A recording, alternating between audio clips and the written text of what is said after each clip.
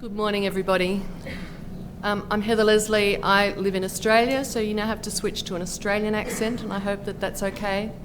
I live in Melbourne, and I've been in Sardinia for the last few days. I've had the joy of being able to visit some of the mountains and down to the beaches and have some lovely food. Sunoragi, I've had some cultural experience, and your hospitality has been magnificent, so thank you very much for inviting me. It was a 36-hour journey, so it's been very nice to arrive and been looked after so nicely. I'm going to talk to you about the clinical modelling program, which Celia and I both co-lead. So Celia from Norway and me from Australia, we have regular meetings and remote conversations very frequently, which has been a really lovely way to be able to work. But that's symbolic of the way the openEHR Foundation works as well. The clinical modelling program is one of the programs that the Foundation has, and the others are a specification program, there's a software development program, and there's a localisation program. So there are some activities around in China and Japan, Brazil, translating and localising a lot of the specifications and so on. But this work is about the engagement with the clinicians, the vendors, terminologists, all of the people who are engaged in actually designing the clinical data itself. And I first got involved in 2004 when there was one archetype, right at the very beginning. And it was the blood pressure archetype, which we often teach people on. It's kind of become ubiquitous and symbolic for the openEHR Foundation, which is kind of curious. But since then, we've developed a methodology and an approach about how we actually build this data, how we collaborate together, so how we build a community and the tooling that we've needed to support it.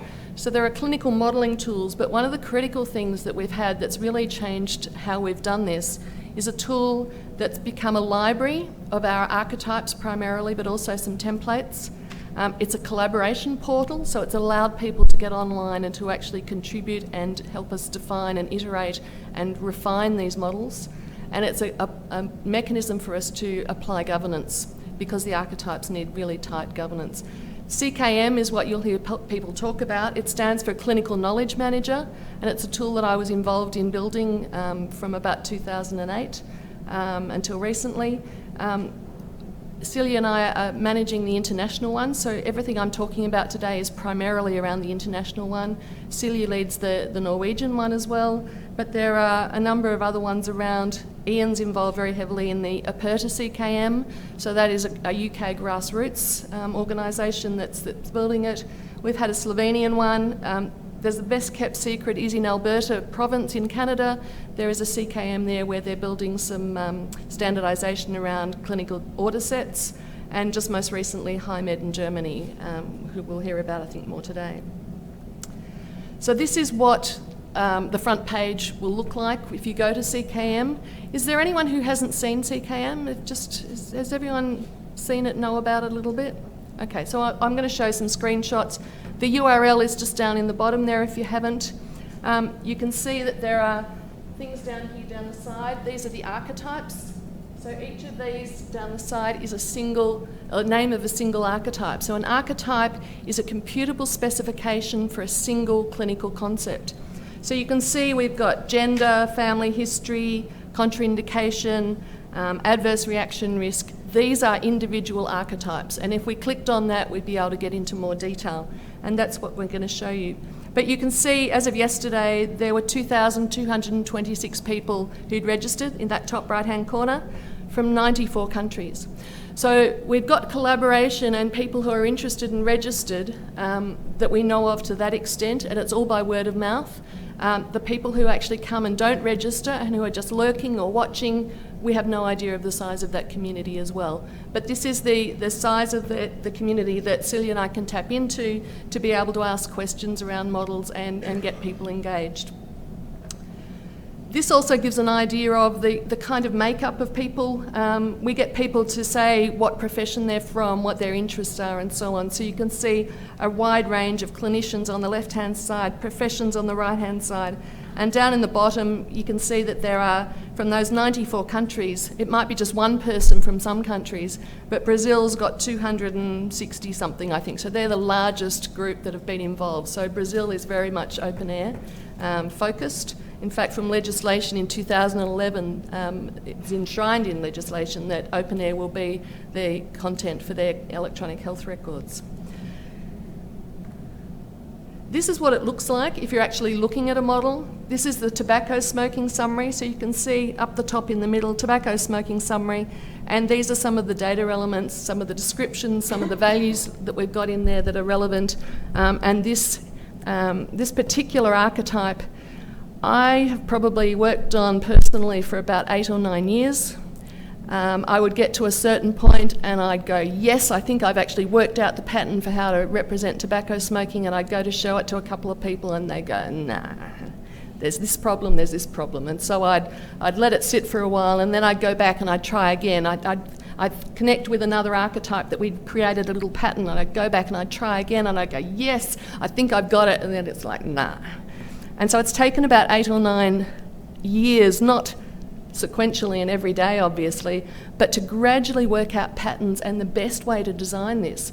And we eventually published this by going through a review process 2 years ago, I think now. And we ended up with addiction specialists. We had people from all over the world who are involved. And it is actually it's a very, very complex model, because what I have learned is, of all the things that are out there, we represent tobacco smoking, probably one of the most diverse ways of doing it. Even in the same organisations, when I've done some analysis, it's been horrific. People actually stopped projects because even just tobacco smoking is represented so differently across different diseases or in different departments. So to pull this together at an international level and get agreement has been a spectacular piece of work. And then we've been able to apply that pattern to alcohol and alcohol consumption and the behaviour around alcohol addiction and so on.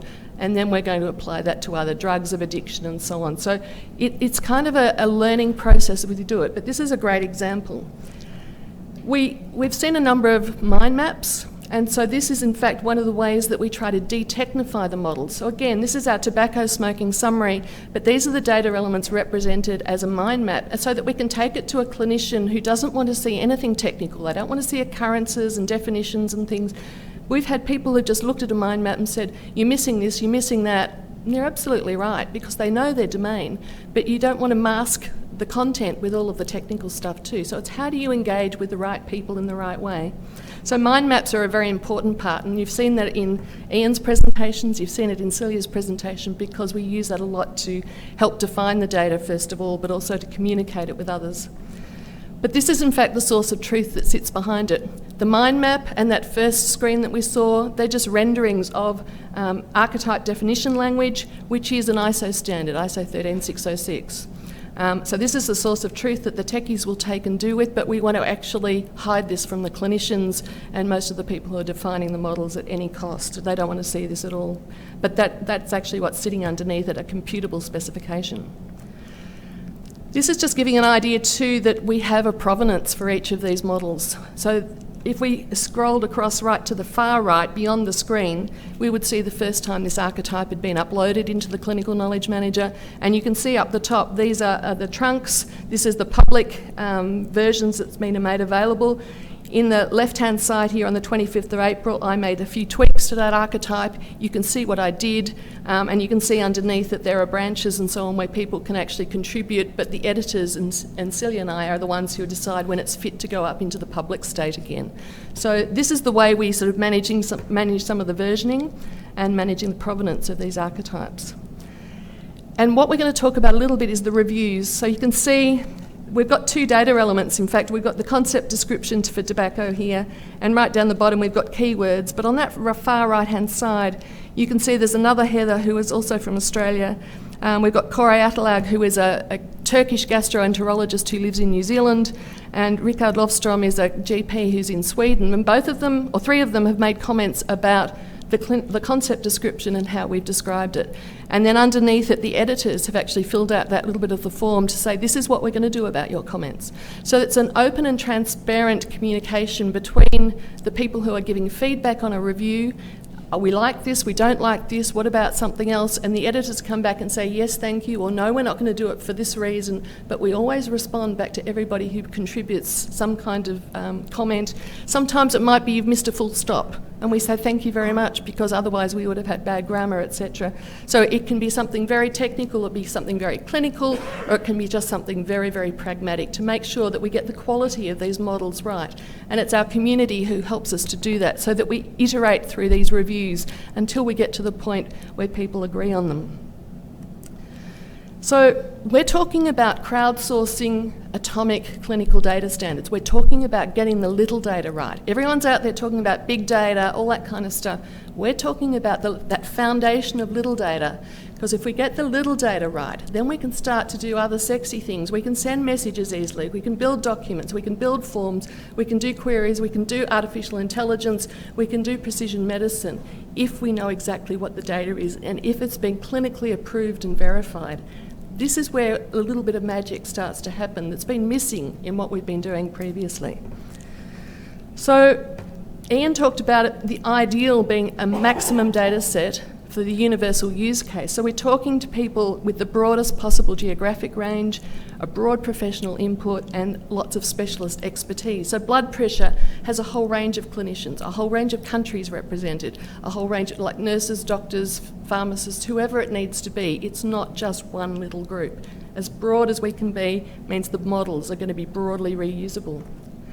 And what we do are these relatively speedy and iterative review rounds. So we find within that community of 2,200 people, the ones who volunteered to do reviews, we look for the kinds of clinicians, the kind of professions, the kind of people from countries that we need to kind of balance out views, so that we pull together a team of people. Now, if we wanted to, we could pull in all of the people who are there and say to everybody, please do every archetype. But obviously, everyone's going to get tired of that. So we try to target the review groups that we get.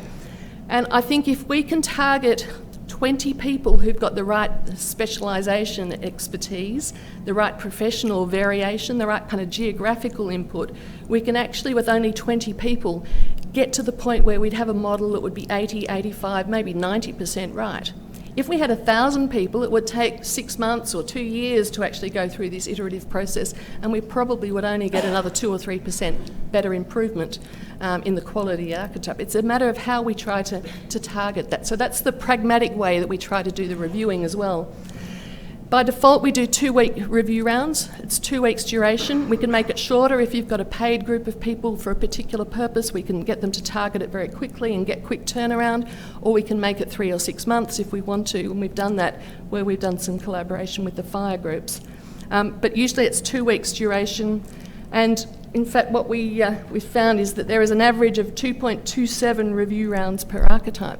So sometimes when there is a score or something that's really well known that there's no clinical variation or people disagree, we can just do 1 review round and people go, you've described it right, you've got the content right, tick, and it gets published.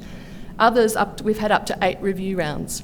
We've never had more than that, because in fact what we found is by the end of about the 2nd or 3rd review round, most of the content's been identified, and the ones that come after are about tweaking the words. It's just wordsmithing and just getting the nuance right about our grammar and things like that.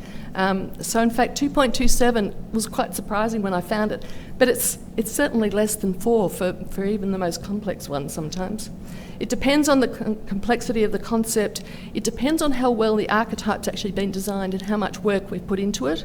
So sometimes that also impacts it very significantly. If you've got a very mature archetype that goes out for its first review round, sometimes it only needs a little bit of tweaking. It doesn't need a lot of change. And if we've got similar patterns like alcohol and tobacco, it also fast tracks them. The end point for publication of the content is when we get community consensus. So we get everyone to vote at the end of their review. So when we get people saying, we accept this, we think it's fit for purpose, it's ready for use. And that's a significant thing, getting clinicians to actually say, these are okay to be able to put in our clinical systems from a clinical safety point of view especially.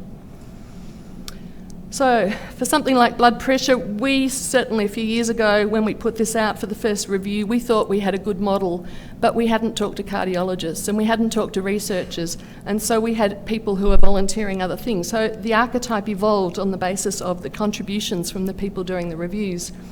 And at the end of that process, where we had consensus, we had 61 experts from 13 countries across 3 clinical knowledge managers, 12 review rounds and 162 review responses. So that is just blood pressure. And you can see the translations that people have volunteered. Once we had that published and that content was firm and fixed, then people come along with volunteer to actually translate it. So we're getting the model being used across borders as well. So the adverse reaction journey is an interesting one, especially with relation to the fire story. This is something that I put this diagram together just to show you how the collaboration is happening and how we try to converge different things together rather than have divergence, but also how we try to bring in the best quality. So in fact, the journey for the adverse reaction archetype started in July 2008. You can see at the bottom there. We had input from the FDA, NHS, from the Microsoft Clinical User Interface Group, ICH here in Europe, and we built our first archetype. And we did a review round, right, the circle. We did a review round and we created a new version. And then we took it to the Australian CKM and they were doing some work. And so in 2010, we put it into the Australian one and we did a number of review rounds for their PCEHR, or My Health Record, they call it now, until June 2011. And then we did a bit more work in the international one. We took that archetype and did some more things. And then we found the fire community was doing some work around it as well. So in fact, I think it was Ian who brought that work together in 2014. And we created another archetype. We called it a fire archetype. And we went through a review process. And there was parallel reviews happening in the fire community as well as within the openEHR community. And then we'd bring back the results. We create a new archetype. Graham Grieve was involved, Ian was involved. And we then got the Norwegians involved as well. So they took the archetype in August 2014 and they started doing some review rounds. So we ended up with all of these parallel review rounds going in different groups.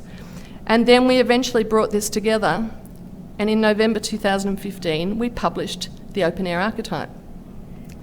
And the one that we had originally, we deprecated from the openEHR space. The Norwegians published, so we actually had the alignment within the Norwegian CKM and the international one. We had a fire resource that was also at that point finalised, although it's moved on I think subsequently since.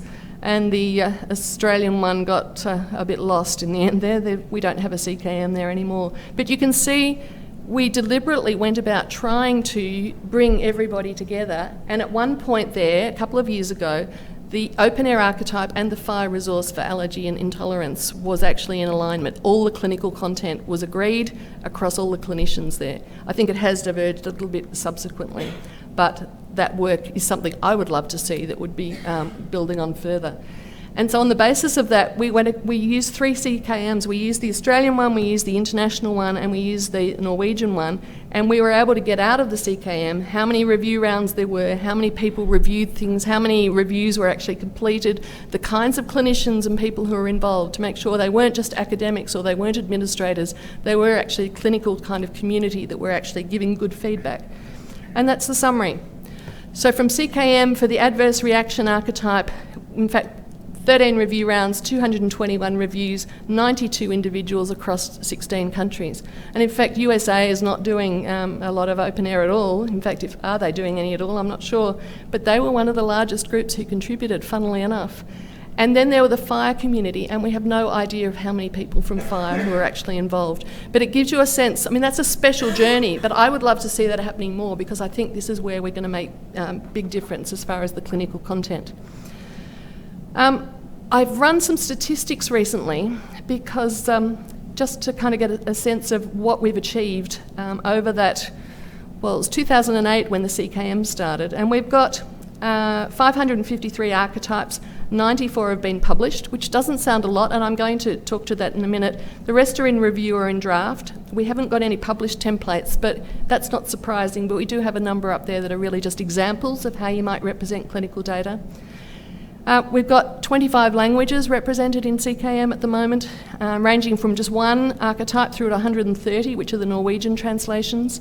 Brazilians, Portuguese Brazil, the 119. Syrian Arabic is the next one. There was one particular individual from Syria who was doing a whole lot of translations a number of years ago. We've got 30 from Germany and at the moment none from Italy, so we need some. That would be lovely. And we've got 36 projects. The most recent one is in fact a genomics project based on the CRS4 work with HiMed. So we've just put the archetypes up as a result of the work and collaboration that they're doing, and we've just started to review some of those archetypes around the genomics side of things. We've also got things called incubators, some of which are public and some of which are private, which are used to actually kind of help people collaborate without being in the public space and governed space, so to let the raw archetypes start to rise to the top, if you like. I've done some analysis recently because one of Ian's colleagues in UK put out a thing on Twitter saying, I think the openEHR community has spent 100,000 hours on building archetypes. And I looked at it and I thought, wow, but I really have no idea how much time has been spent. But I have to say, when you look at the content that's in CKM, it's really quite unique. There is no other collaboration that's achieved so much as far as standardising and publishing clinical content. So I'm very, very proud of the work that's been done, mostly by volunteers. And so what I did was I started to look at what some of the stats were that I could pull out of the Clinical Knowledge Manager. And this is what I found as far as design, the volunteers who are doing reviews, editors, the CKAs, the Clinical Knowledge Administrators, which is Celia and I and Ian often, the translation work that's been done. I made estimates, basically. That's all. 16,325 hours rounded around, which is 8.5 person years. So I was surprised. I think I've said on email lists for a long, long time, we need to get this funded because most of this has been volunteer. We need to get some funding, and it's only modest funding. Look at how modest it is for what we've achieved. I think it's quite a spectacular effort, and it's all been largely volunteers and the kindness and generosity of people, their own time, their organisation's time, their company's time, and so on, who's contributed to this so far. It's quite spectacular.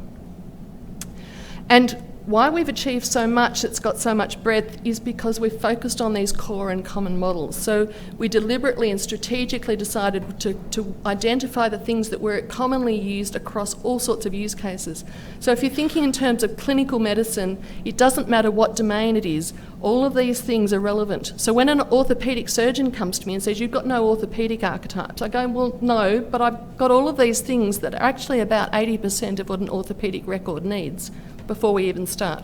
And it's the same to the obstetrician, and it's the same to the gastroenterologist. All of these things are useful across all of those situations.